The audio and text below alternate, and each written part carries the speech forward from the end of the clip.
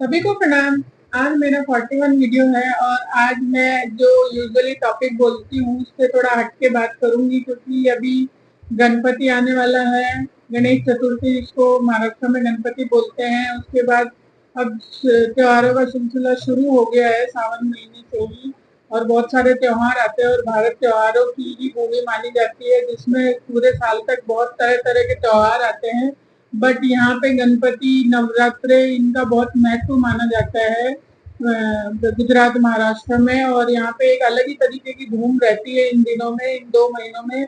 तो इनकी प्रिपरेशन काफी पहले शुरू हो जाती है, पंडाल बनना शुरू हो जाते हैं यहाँ पे, और इतने सुंदर सुंदर पंडाल देखने को मिलते हैं। गरबा के लिए भी बहुत सारी प्रिपरेशन शुरू हो जाती है, 1 महीने पहले लेडीज गरबा सीखना चालू कर देती है। तो कहने का मतलब है कि एक पॉजिटिव वाइब्रेशन आती है और एक वाइब्रेंट सा माहौल हो जाता है, जिसमें ऐसा लगता है कि हाँ, कुछ अच्छा होने वाला है और पॉजिटिव चीजें आने वाली है। तो इन सब चीजों को देखते हुए मेरे ध्यान में आया कि हर किसी इंसान को मेरे हिसाब से 4 से 5 मंत्र आने चाहिए, और वो मंत्रों का उच्चारण दिन में एक बार किसी भी भगवान को मानते हो या किसी भी ओम का उच्चारण है, महामृत्युंजय जाप है, या किसी श्रीम का उच्चारण है, हनुमान जी का उच्चारण है, किसी का भी है, तो उससे क्या होता है कि एक जो भगवान की पूजा भी नहीं करता है उसके लिए, उसके अलावा भी उसके बहुत सारे हैं। जब हम किसी भी मंत्र का उच्चारण करते हैं, जब हम ओम भी बोलते हैं,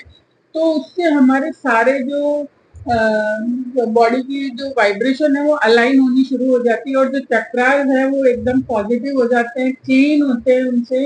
जब हम किसी मंत्र का उच्चारण 11 बार 21 बार मतलब लूप में करते हैं, तो उससे हमारी बॉडी बहुत इंटरनली अलाइन होती है, क्लीन होती है, और जो नेगेटिविटी होती है या निराशावादी चीजें होती है उससे बाहर निकलना शुरू हो जाते हैं। और इस मंत्र का बहुत बड़ा इफेक्ट हमारे माइंड पे आता है, और अगर कोई मेंटली या ब्रेन के ऊपर भी बहुत ज्यादा पड़ता है, इससे बॉडी को बहुत अच्छा इम्पैक्ट आता है, रिलीफ मिलता है बहुत सारी चीजों में। और कई बार हम देखेंगे कि जब हम ओम का उच्चारण करते हैं और कभी हमारा किसी स्ट्रेस में आके हमारा हेडेक हो रहा होता है या ब्रीदिंग का इशू हो रहा होता है, और कभी हम बैठ के शांति से किसी भी मंत्र का उच्चारण करेंगे, सिंपल ओम का भी करेंगे ना, तो आप उसका इंस्टेंट रिलीफ आते ही आप महसूस करोगे। ये मैं मेरे पर्सनल एक्सपीरियंस से बोल रही हूँ कि बहुत ही पॉजिटिव वाइब्स आती है। और ओम का तो जब हम मंत्र पढ़ते हैं ना, तो जो सुन रहे होते हैं आजू बाजू की जो सराउंडिंग होती है हमारे आसपास की, और जो हमारा ओम का उच्चारण सुन रहे होते हैं ना, वो सुनने वालों को भी इतना अच्छा लगता है कि वो जो एक साउंड निकलता है ओम में से, तो वो सुनने वालों के लिए भी बहुत सूदिंग वाइब्रेशन लेके आता है।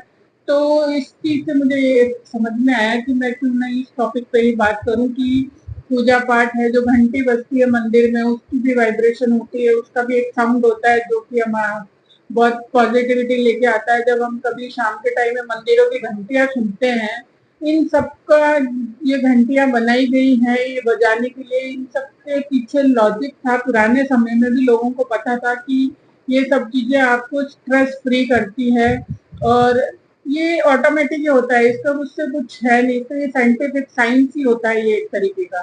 तो इससे बहुत ज्यादा रिलीफ मिलता है। तो हमको शाम के कुछ समय के लिए अपने आप को भगवान को डिवोट करना चाहिए कुछ समय के लिए, या घर में कुछ आरती भी लगा सकते हैं हम, या कुछ ओम 5-7 मिनट का हम लोग वो चैंटिंग का। आजकल तो हर किसी का एंड्रॉइड टीवी या मोबाइल है, स्पीकर लगा के सुन सकता है अगर आपको बोलना पसंद नहीं है।